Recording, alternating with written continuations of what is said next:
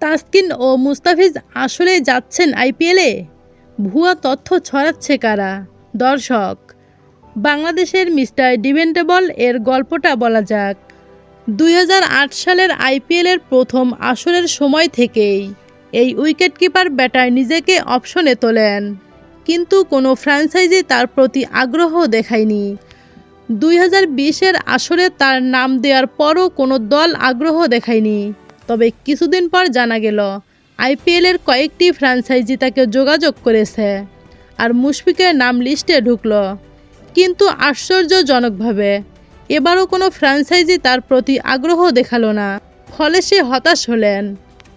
এক প্রেস মিটে মুশফিক বলেন, আইপিএলের কোনো ফ্র্যাঞ্চাইজি তার সাথে যোগাযোগ করেনি, কিন্তু ফ্র্যাঞ্চাইজি আগ্রহী ছিল।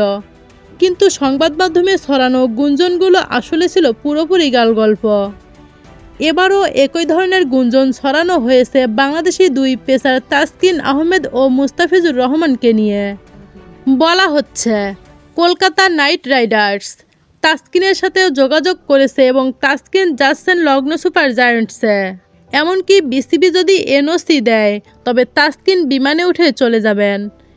কিন্তু বাস্তবে কি হচ্ছে? এখন পর্যন্ত কোনো ফ্র্যাঞ্চাইজি কাউকে নিয়ে কোনো আলোচনা করেনি। তাসকিন ও মুস্তাফিজকে নিয়ে কোনো আলোচনা হয়নি। তাদের দলভুক্ত করার কোনো সম্ভাবনা নেই। আসলে আইপিএল ফ্র্যাঞ্চাইজির জন্য প্লেয়ার সাইন করার শর্ত থাকে। তারা শুধু অপশনে নাম থাকা খেলোয়াড়দের সাইন করতে পারে। তাসকিন ও মুস্তাফিজ আইপিএল অপশনে নাম দিয়েছিলেন, তবে এখনও কোনো ফ্র্যাঞ্চাইজি তাদের পছন্দ করেনি। আইপিএলের প্রতি ফ্র্যাঞ্চাইজি 25 জন খেলোয়াড় নিতে পারে, যাদের মধ্যে সর্বোচ্চ 8 জন বিদেশি হতে পারে। কলকাতা নাইট রাইডার্স ইতিমধ্যে 23 জন খেলোয়াড় নিয়ে ফেলেছে, যার মধ্যে 8 জন বিদেশি। লখনৌ তাদের স্কোয়াড প্রায় পূর্ণ করেছে, তাই তাসকিনের সুযোগ পাওয়া কঠিন।